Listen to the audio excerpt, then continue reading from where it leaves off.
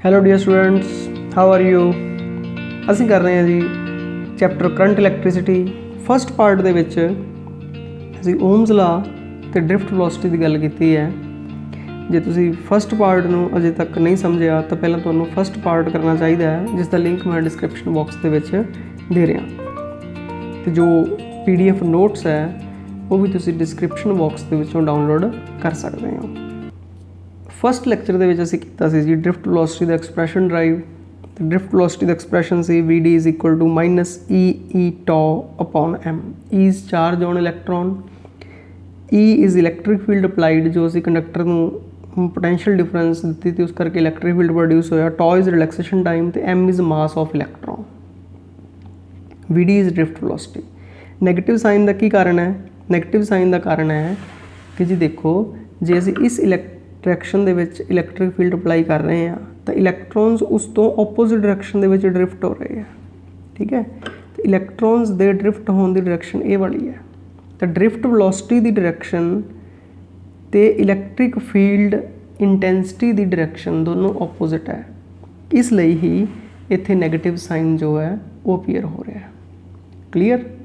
ਇੱਕ ਚੀਜ਼ ਹੋਰ ਜੀ ਇੱਥੇ ਬਹੁਤ ਇੰਪੋਰਟੈਂਟ ਨੋਟ ਕਰਨ ਵਾਲੀ ਹੈ ਕਿ ਜਦੋਂ ਅਸੀਂ ਇਲੈਕਟ੍ਰਿਕ ਫੀਲਡ ਅਪਲਾਈ ਨਹੀਂ ਕਰਦੇ ਤਾਂ ਇਲੈਕਟ੍ਰੋਨਸ ਮੂਵ ਹੁੰਦੇ ਆ। ਅਸੀਂ ਪਹਿਲਾਂ ਵੀ ਕਿਹਾ ਸੀ ਕਿ ਜੋ ਇਸ ਜਗ੍ਹਾ 'ਤੇ ਵਿਦਾਊਟ ਇਲੈਕਟ੍ਰਿਕ ਫੀਲਡ ਮੋਸ਼ਨ ਹੈ ਤਾਂ ਥਰਮਲ ਐਨਰਜੀ ਕਰਕੇ ਹੈ। ਅਤੇ ਜੋ ਇਲੈਕਟ੍ਰੋਨਸ ਦੀ ਵੈਲੋਸਿਟੀ ਹੈ ਉਸ ਨੂੰ ਥਰਮਲ ਵੈਲੋਸਿਟੀ ਕਹਿੰਦੇ ਆ। ਭਾਵੇਂ ਐਵਰੇਜ 0 ਹੈ ਬਟ ਫਿਰ ਵੀ ਇਲੈਕਟ੍ਰੋਨ ਮੋਸ਼ਨ ਦੇ ਵਿੱਚ ਹੈ। ਜੋ ਥਰਮਲ ਵੈਲੋਸਿਟੀ ਹੈ ਉਸਦੀ ਵੈਲਿਊ ਹੁੰਦੀ ਹੈ ਜੀ 10⁵ ਮੀਟਰ ਪਰ ਸੈਕਿੰਡ। ਅਤੇ ਜੋ ਡ੍ਰਿਫਟ ਵੈਲੋਸਿਟੀ ਆਉਂਦੀ ਹੈ ਜੀ, ਤਾਂ ਡ੍ਰਿਫਟ ਵੈਲੋਸਿਟੀ ਦੀ value approximately 10⁻⁴ metre per second ਜਾਂ 10⁻⁵ ਮੀਟਰ ਪਰ ਸੈਕਿੰਡ ਹੁੰਦੀ ਹੈ। ਬਹੁਤ ਲੋ ਹੁੰਦੀ ਹੈ ਡ੍ਰਿਫਟ ਵੈਲੋਸਿਟੀ ਦੀ ਵੈਲਿਊ, ਕਿਉਂਕਿ ਕੋਲੀਜ਼ਨਸ ਹੁੰਦੀਆਂ। ਠੀਕ ਹੈ ਨਾ, ਇਹ ਐਵਰੇਜ ਵੈਲੋਸਿਟੀ ਹੈ। ਤਾਂ ਇੱਕ ਇਲੈਕਟ੍ਰੋਨ ਨੇ ਡਾਇਰੈਕਟ ਹੀ ਨੈਗੇਟਿਵ ਟਰਮੀਨਲ ਤੋਂ ਪੋਜ਼ੀਟਿਵ ਟਰਮੀਨਲ 'ਚ ਨਹੀਂ ਪਹੁੰਚ ਜਾਣਾ। ਆਪਾਂ ਦੱਸਿਆ ਸੀ ਸਟ੍ਰੇਟ ਲਾਈਨ 'ਚ, ਸਮਝ ਲੱਗੀ। ਤਾਂ ਕੋਲੀਜ਼ਨਸ ਹੋ ਰਹੀਆਂ ਪੋਜ਼ੀਟਿਵ ਆਇਨਸ ਦੇ ਨਾਲ, ਤਾਂ ਉਹਦੇ ਕਰਕੇ ਉਹਦਾ ਪਾਥ ਚੇਂਜ ਹੁੰਦਾ ਰਹਿੰਦਾ ਹੈ। ਤਾਂ ਡ੍ਰਿਫਟ ਵੈਲੋਸਿਟੀ ਦੀ ਜਿਹੜੀ ਵੈਲਿਊ ਹੈ ਇਹ ਬਹੁਤ ਸਮਾਲ ਹੈ। ਠੀਕ ਹੈ, ਬਟ ਫਿਰ ਵੀ ਜਦੋਂ ਅਸੀਂ ਸਵਿਚ ਔਨ ਕਰਦੇ ਹਾਂ ਤਾਂ ਕਰੰਟ ਕਰਕੇ ਬਲਬ ਜੋ ਹੈ ਆਪਣਾ ਇੰਸਟੈਂਟਲੀ ਔਨ ਹੋ ਜਾਂਦਾ। ਉਹਦਾ ਕਾਰਨ ਇਹ ਹੈ ਕਿ ਇਲੈਕਟ੍ਰੋਨਸ ਆਰ ਪ੍ਰੈਜ਼ੈਂਟ ਐਵਰੀਵੇਅਰ ਇਨ ਦਾ ਸਰਕਿਟ। ਕਿ ਸਾਰੀ ਜੋ ਵਾਇਰ ਯੂਜ਼ ਕਰ ਰਹੇ ਹਾਂ ਅਸੀਂ ਉਹਦੇ ਵਿੱਚ ਇਲੈਕਟ੍ਰੋਨਸ ਪ੍ਰੈਜ਼ੈਂਟ ਹੈ, ਇਹਦੇ ਵਿੱਚ ਵੀ ਇਲੈਕਟ੍ਰੋਨਸ ਪ੍ਰੈਜ਼ੈਂਟ ਹੈ। ਜਦੋਂ ਅਸੀਂ ਸਵਿਚ ਔਨ ਕਰਦੇ ਹਾਂ ਤਾਂ ਉਸਦੇ ਨਾਲ ਹੀ ਸਾਡਾ ਜੋ ਇਲੈਕਟ੍ਰੀਕਲ ਇਕਵਿਪਮੈਂਟ ਹੈ ਜਿਸ ਨੂੰ ਅਸੀਂ ਯੂਜ਼ ਕਰ ਰਹੇ ਹਾਂ ਉਹ ਔਨ ਹੋ ਜਾਂਦਾ। ਉਹਦਾ ਕਾਰਨ ਇਹੀ ਹੈ ਕਿ ਇਲੈਕਟ੍ਰੋਨਸ ਆਰ ਪ੍ਰੈਜ਼ੈਂਟ ਐਵਰੀਵੇਅਰ। ਠੀਕ ਹੈ, ਇਹ ਨਹੀਂ ਮਤਲਬ ਸਰਕਿਟ ਪੂਰਾ ਹੋਣ ਦਾ ਕਿ ਜਿਹੜਾ ਇੱਥੇ ਇਲੈਕਟ੍ਰੋਨ ਆ ਉਹਨੇ ਚੱਲ ਕੇ ਇੱਥੇ ਹੀ ਪਹੁੰਚਣਾ ਹੈ। ਨਹੀਂ, ਇਲੈਕਟ੍ਰੋਨਸ ਹਰ ਜਗ੍ਹਾ 'ਤੇ ਪ੍ਰੈਜ਼ੈਂਟ ਹੈ, ਬਸ ਉਹ ਮੂਵ ਹੋ ਰਹੇ ਆ। ਠੀਕ ਹੈ, ਤਾਂ ਹੁਣ ਨੈਕਸਟ ਟੋਪਿਕ ਦੇ ਵਿੱਚ ਅਸੀਂ ਕਰਨਾ ਹੈ relation between current and drift velocity. ਤਾਂ ਸੇਮ ਵੇ ਦੇ ਨਾਲ ਅਸੀਂ ਡਾਇਗਰਾਮ ਡਰਾ ਕਰ ਰਹੇ ਹਾਂ ਜੀ। ਅਸੀਂ ਕੰਡਕਟਰ ਅਸਿਊਮ ਕਰ ਰਹੇ ਹਾਂ ਕਿ ਦਿਸ ਇਜ਼ ਦਾ ਕੰਡਕਟਰ, ਕਿ ਇਸ ਨੂੰ ਜਿਸ ਅਸੀਂ ਪੋਟੈਂਸ਼ੀਅਲ ਡਿਫਰੈਂਸ ਅਪਲਾਈ ਕਰਦੇ ਹਾਂ, ਇਸ ਨੂੰ ਕਨੈਕਟ ਕਰਦੇ ਹਾਂ ਇੱਕ ਬੈਟਰੀ ਦੇ ਨਾਲ, ਅਤੇ ਇਸ ਦੇ ਵਿੱਚ ਪੋਟੈਂਸ਼ੀਅਲ ਡਿਫਰੈਂਸ V ਅਪਲਾਈ ਹੁੰਦਾ ਹੈ। ਅਤੇ ਇਸ ਦੇ ਵਿੱਚ ਕਰੰਟ ਫਲੋ ਕਰਦਾ from the positive terminal to the negative terminal I।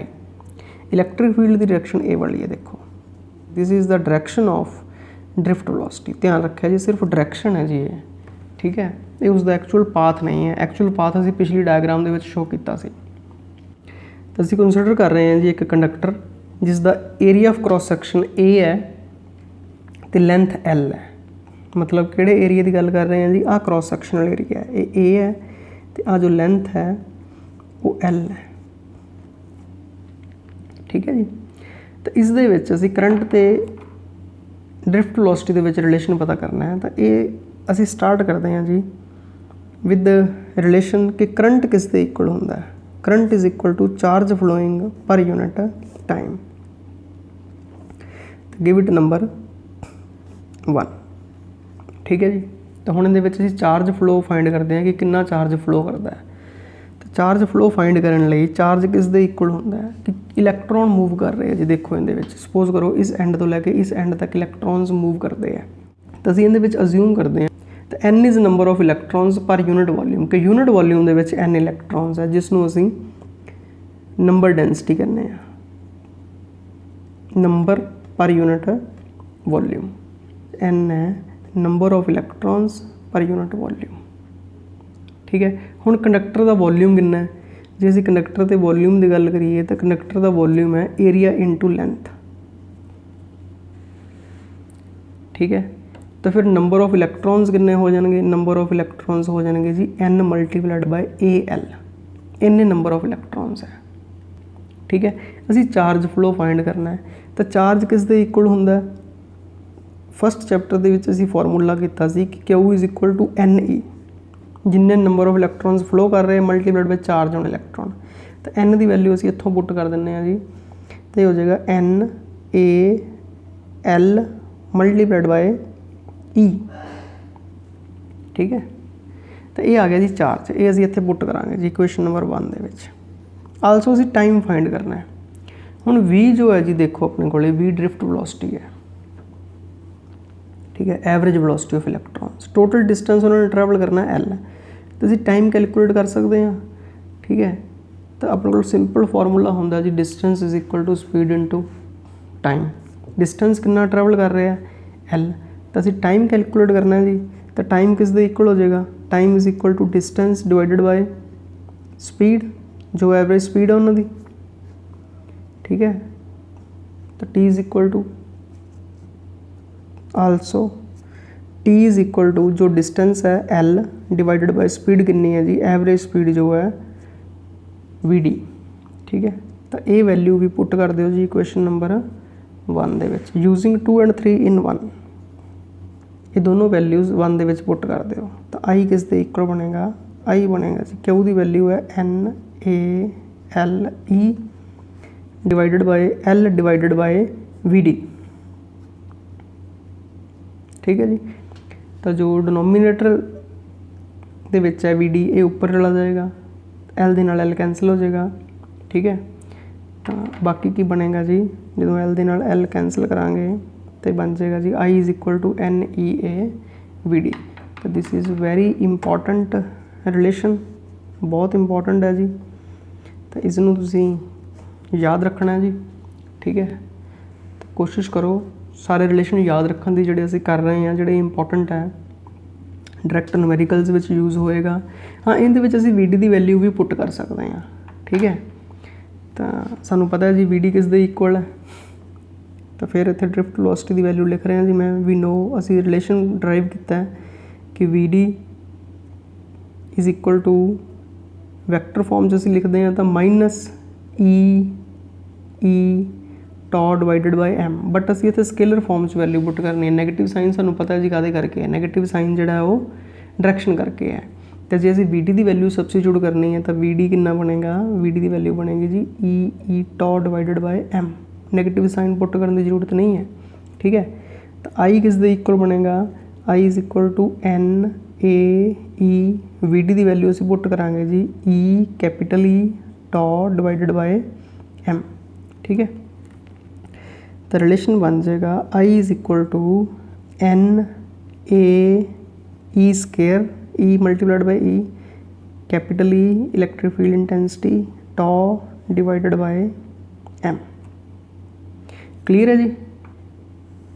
तो इस रिलेशन में भी देखा जी असीं अगे जाके यूज़ करांगे जी, ये बहुत इंपॉर्टेंट रिलेशन है। तो इस रिलेशन तो ओम्स लॉ भी ड्राइव होएगा।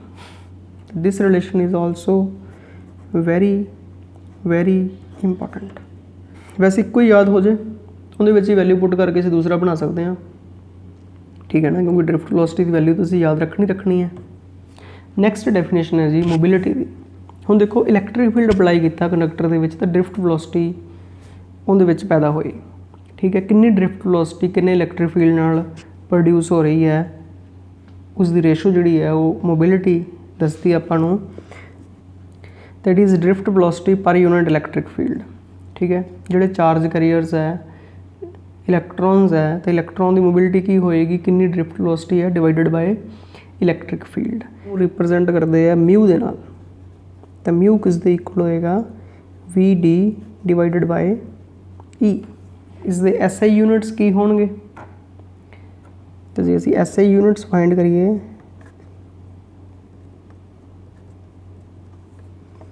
तो SI यूनिट्स ड्रिफ्ट वेलोसिटी ਦੇ ਐਸਆਈ यूनिट की ਹੁੰਦੇ ਆ इट्स वेलोसिटी ਤਾਂ मीटर पर सेकंड ठीक है। तो इलैक्ट्रिक फील्ड ਦੇ ਐਸਆਈ यूनिट की ਹੁੰਦੇ ਆ न्यूटन पर कूलम ठीक है, ਜਾਂ वोल्ट पर मीटर। तो बैटर है इत्थे असीं वोल्ट पर मीटर ਦੇ ਵਿੱਚ पुट करिए क्योंकि पहला भी मीटर है विच ठीक है। तो इस दे यूनिट बन जाएंगे जी एम दी -1 उपर जाके एम प्लस हो जाएगी तो एम स्केयर हो जाएगा। तो यूनिट बन जाएंगे जी मीटर स्केयर पर सेकंड पर वोल्ट। तो मोबिलिटी के यूनिट की बनने जी मीटर स्केयर पर सेकंड पर वोल्ट। इस रिलेशन में भी थोड़ा जिहा असीं होर मॉडिफाई कर सकते हैं, ड्रिफ्ट वेलोसिटी की वैल्यू इहदे विच भी पुट कर सकते हैं। तुहानूं कहा कि ड्रिफ्ट वेलोसिटी वेरी इंपॉर्टेंट है। तो also V D is equal to -E tau divided by M ठीक है। इसनूं 1 दे विच पुट कर दिंदे जी, पुट इन 1। तो 1 दे विच पुट करके की बनेगा mu is equal to E tau divided by M into E. तो ई नाल ई कैंसल हो जाएगा तो म्यू का रिलेशन बन जाएगा mu is equal to E tau divided by M जी। देखो failures of Ohm's law. Ohm's law दे विच असीं दस्सिया सी कि जो करंट फ्लो करता है कंडक्टर दे विच that is directly proportional to V potential difference applied कि I is directly proportional to V ठीक है। तो ओम्स ला के अकॉर्डिंग की होंदा है जे असीं ओम्स ला की गल करिए तो I is directly proportional to V. तो जो आई तो वी दे विच ग्राफ प्लॉट करते हैं ओम्स ला के अकॉर्डिंग तो ग्राफ जिहड़ा है वो स्ट्रेट लाइन आंदा है ठीक है। तो ये असीं ओम्स ला दे विच कीता सी। हुण जे ग्राफ वी ते I they which straight line नहीं है तो उस सिचुएशन में आप कहने हैं कि फेलोअर्स ऑफ ओम्स ला कि ओम्स ला एप्लीकेबल नहीं हो रहा ठीक है। Ohm's law fails when graph between V and I is not a straight line कि वी ते आई दे विच जो ग्राफ है वो स्ट्रेट लाइन नहीं है। तो कुछ एग्जाम्पल्स आप देने नंबर 1 कि सपोज करो कि वी ते आई दे विच असीं ग्राफ प्लॉट करिए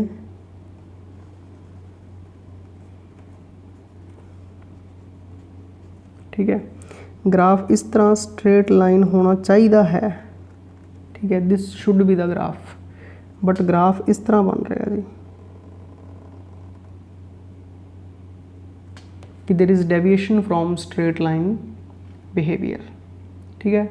मतलब कुछ पार्ट लिए स्ट्रेट लाइन हो भी सकता है, कुछ पार्ट लिए स्ट्रेट लाइन नहीं है कि वी ते आई दे विच जो ग्राफ है उनका स्ट्रेट लाइन बिहेवियर तो डेविएशन है ठीक है।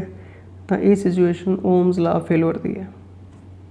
सैकेंड ग्राफ कि कुछ मटीरियल्स इस तरह के है सैमी कंडक्टर मटीरियल्स है कि जिन्हों दे विच जो करंट है वो वोल्टेज की साइन पर डिपेंड करता है कि जिस तरह मैं ग्राफ प्लॉट कर रहा देखो कि वी ते आई दे विच ग्राफ है जो तो पॉजिटिव वोल्टेज असीं अप्लाई करते हैं तो ग्राफ इस तरह का बनता है जी, स्ट्रेट लाइन फिर भी नहीं है ठीक है।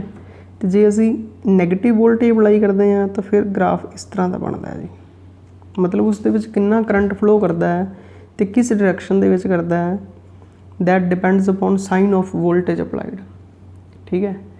तो जे असीं वोल्टेज की डायरैक्शन चेंज करते हैं तो करंट की डायरैक्शन भी चेंज हो जाती है तो मैगनीट्यूड भी वेरी करता है।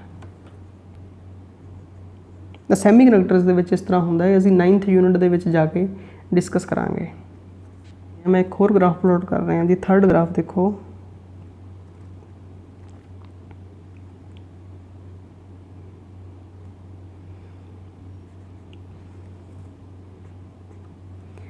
कि जिंदे विच पहला तो वी दे इनक्रीज़ करने नाल आई इनक्रीज़ करती है, फिर वी दे इनक्रीज़ करने नाल आई डिक्रीज़ करन लग पैंदा है, फिर इनक्रीज़ करन लग पैंदा है। तो वी ते I they which relationship unique नहीं होंदा ठीक है। मतलब जे असीं इस जगह ते देखिए तो इस वोल्टेज ते भी V1 ते भी ये करंट है, इस वोल्टेज ते भी वही करंट की वैल्यू है कि relationship between V and I is not unique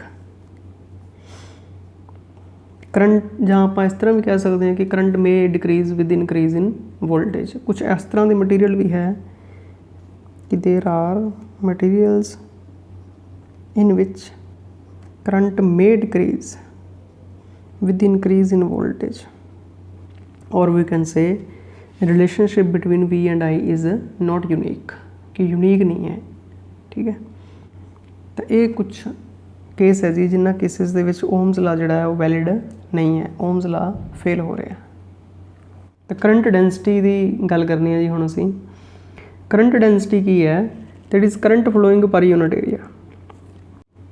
जिस तरह क्रॉस सैक्शनल एरिया ए, तो इस दे विचों करंट फ्लो कर रहा है।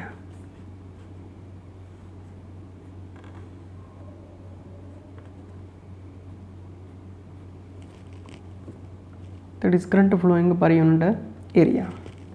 तो इसनूं जे नाल रिप्रजेंट करते हैं जी। J is equal to I divided by A. ठीक है, तो इसके असीं SI यूनिट भी फाइंड कर सकते हैं। SI यूनिट की होणगे जी इसके? करंट दे SI यूनिट होंगे जी एम्पीयर। ठीक है, तो नीचे एरिया है, एरिए दे यूनिट होंगे मीटर स्क्वायर। ठीक है, तो इसके यूनिट बनने जी एम्पीयर पर मीटर स्क्वायर। ठीक है, इसनूं असीं इस तरह भी लिख सकते हैं कि I is equal to J into A। ठीक है जी, ये रिलेशन भी बहुत इंपॉर्टेंट है। करंट जो है स्केलर क्वांटिटी है। ठीक है, क्योंकि करंट की अपनी कोई डायरेक्शन नहीं है, पोटेंशियल डिफरेंस पर डिपेंड करता है। करंट एक इहो जी क्वांटिटी है जी देखो जिसकी डायरेक्शन भी है तो मैगनीट्यूड भी है, but still it is a scalar quantity. ठीक है, यू हैव टू रिमेंबर कि current is a scalar quantity. ठीक है, क्योंकि करंट जो है ना देखो वो इलैक्ट्रॉन्स का मोशन है। इलैक्ट्रॉन्स का मोशन तो रेगूलर है ही नहीं। ठीक है ना, भावें आप इलैक्ट्रिक फील्ड भी अप्लाई करता फिर भी असीं एक कन्वेंशनल करंट की डायरेक्शन दस दें सर्किट के कि इस पासे फ्लो कर रहे हैं। ठीक है, तो दूसरी गल जो करंट असीं पोटेंशियल डिफरेंस चेंज कर दें करंट फिर चेंज हो जाता है। तो इस करके करंट एक इहो जी क्वांटिटी है कि जिस दे विच मैगनीट्यूड भी है तो डायरेक्शन भी है, but still it is a scalar quantity. But current density जो है वो वैक्टर क्वांटिटी है। ठीक है, आई तो जे दे विच रिलेशनशिप नूं असीं इस तरह भी एक्सप्रैस कर सकते हैं कि I is equal to J dot A. समझ लगी? करंट यूनीफॉर्म नहीं है तो फिर स्मॉल करंट फाइंड करना पड़ेगा जी। D I is equal to J dot D A.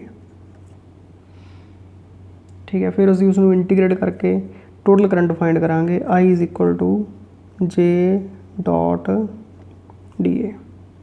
ठीक है जी, तो उसनूं असीं टोटल सरफेस एरिया के उपर इंटीग्रेट करांगे तो फिर अपने को आई की वैल्यू आएगी। ठीक है, जे करंट यूनीफॉर्म नहीं है, if current is not uniform. ठीक है, तो इत्थे जे का फिर बहुत इंपॉर्टेंट रोल हो जाता है जी।